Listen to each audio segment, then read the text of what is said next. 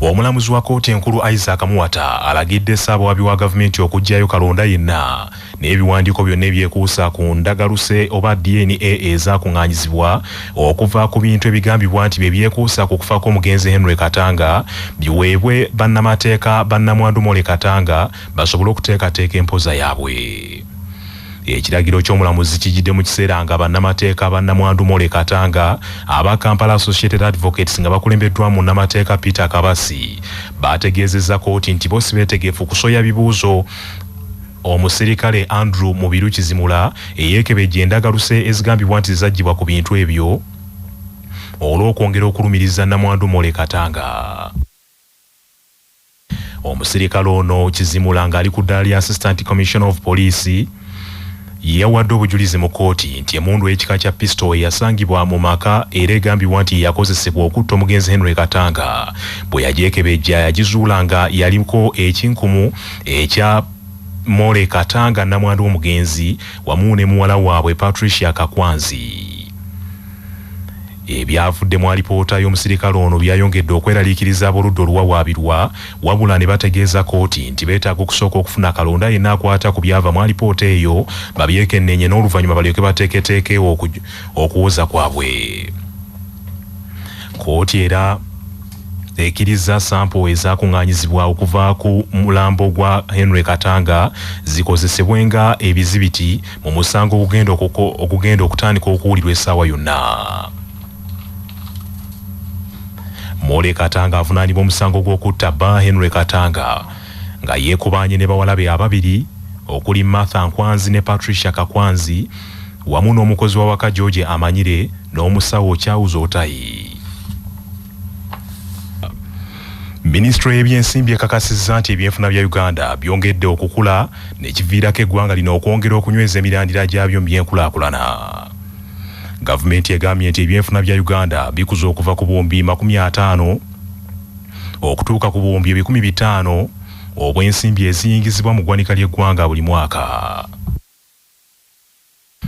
Bino bikakasiddwa minisita ombeezi w'ebyensimbi n'okuteekerateekera eggwanga Henry Musaasizi bw'abadde aggulawo olutuula lw'abakugu mu byenfuna mu bakubaganyiriza ebirowoozo ku ngeri y'okutumbula ebyenfuna by'eggwanga lino n'okwongera ku bungi bw'ebyamaguzi ebiyingizibwa ebweru w'eggwanga ebifulumizibwa ebweru w'eggwanga. Olukuŋŋaana luno olw'omulundi ogwokuna nga luyindira ku wooteri ya Serena mu kibuga Kampala. Minisita Musaasizi agambye nti ebyenfuna bya Uganda byeyongedde nnyo omutindo naddala ebyobulimi, saayansi n'ebyobulambuzi, okusima ebyobugagga eby'omu ttaka n'ebirala ebiyingiza ensimbi. From where we stand as a country, we stand on very high potential in the areas which we have identified. In the area of agro-processing, the need for value addition in our agricultural products is important. We are standing on the minerals, iron ore, gold, and now oil, which we are beginning to extract from the ground. We are standing on a very high potential of tourism. Uganda is endowed with a lot of tourism potential which is not developed. We are standing on knowledge, science. Omutesiteeso omukulu minisitule y'ebyensimbi n'okuteekerateekera eggwanga Ramadhan Gobi asinzidde omusomo guno n'akakasa nti ebyenfuna bya Uganda mu kiseera kino bikulira ku bitundu 6 n'obuuzi 6 ku buli 100 oluvannyuma lw'okubalukawo kw'ekirwadde ekya COVID-19 era kaakano omuzinzi guzzeemu mu nsimbi y'eggwanga.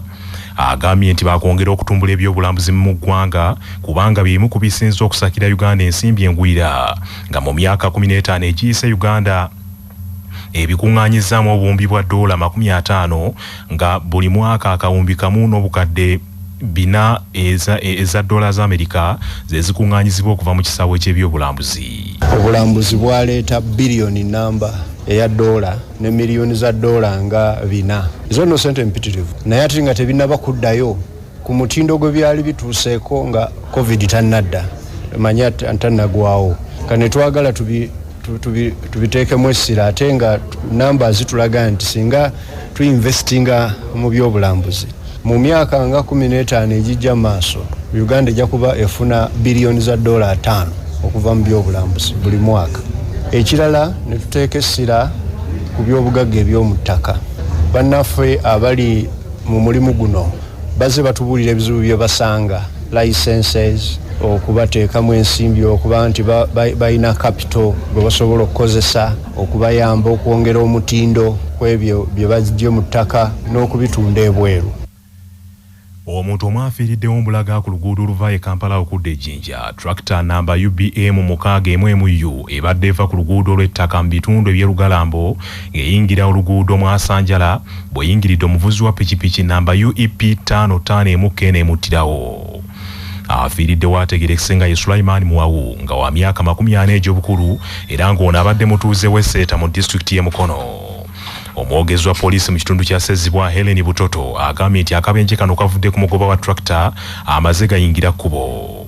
Omugoba wa tractor olumaze okukola akabenje kano ataddewo kakola tondeka nnyuma era atazzeemu kulabwako wabula ng'omulambo gw'omugoba wa boodabooda ono gutwaliddwa mu ddwaliro ery'e Kawolo. Obwakabaka bwa Buganda bulangiridde enteekateeka mwe bugenda okujjanjabira abantu obulwadde obwa nnakimu ne bukuutira abazadde abalina abaana batawanyizibwa ekirwadde kino babaleete bajjanjabwe ku bwereere. Obwakabaka ne ku mulundi guno bwakukolagana n'eddwaliro lya St. Joseph's Hospital Wakiso mu ssaza Busiro okulwanyisa ekizibu kino. Minisita avubuka eby'emizannyo n'ebitone mu Bwakabaka Oweekitiibwa Ssaalongo Robert Sserwanga asinzidde mu musomo gw'ebyobulamu oguyindidde ku mbuga enkulu y'Obwakabaka Mulange Mengo n'asaba abavunaanyizibwa ku byobulamu mu Buganda batwale obuvunaanyizibwa okufeffetta abaana bonna abalina obulwadde buno batwalibwe mu ddwaliro erya St. Joseph's Hospital Wakiso bajjanjabwe. Ssaalongo Robert Sserwanga agambye nti obujjanjabi buno bwa bwereere era tewasaana kubaayo muntu yenna awudiisa abantu n'akubajjako ensimbi. Kakati bannaffe abali mu Buganda mwenna ng'ozaala omwana nakimu, Ssaabasajja Kabaka akuwadde omukisa okulaba ng'omwana oyo ajja ajjanjabibwe obwannakimu obwo bwe buggwewo ate nga ku bwereere. Ekikulu ekirimu kyakulaba nti omwana ono azuulwa mangu. N'olwekyo omwana ono nga yakazaalibwa eyo yonna yonna gye muzaalira kabe musawo muzaalisa n'olaba nga maama azadde omwana ng'ayina omumwa oguteegatta. Dr. Mugaga Nicholas avunaanyizibwa ku byobulamu mu ssaza Busiro agambye nti abaana okuzaalibwa n'obulwadde obwa nnakimu kiva ku nsonga nnyingi. Nnakimu ono alagiddwa nti omwana azaalibwa ng'omumwa gweyasaamu oba ekibuno kyeyasaamu gwe kiyita nnakimu.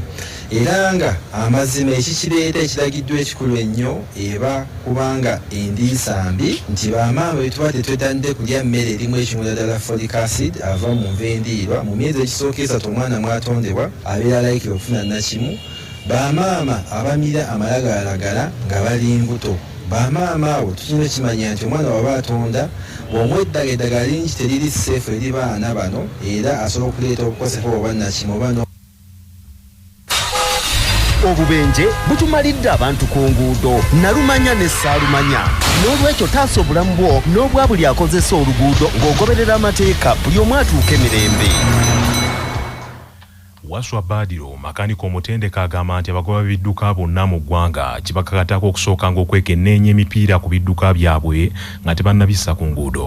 Ebintu ebivaako obuzibu baddereeva obutafaayo okuleeta akabenje ku makubo, emipiira giggwako dereeva n'atafaayo ku mipiira egyo mbeera ya mipiira, so kyanguyirwa nnyo okuleeta akabenje. Yabika ne gireeta obuzibu oluusi n'okusiba engeri gye kutabaako njola iba giweddeko.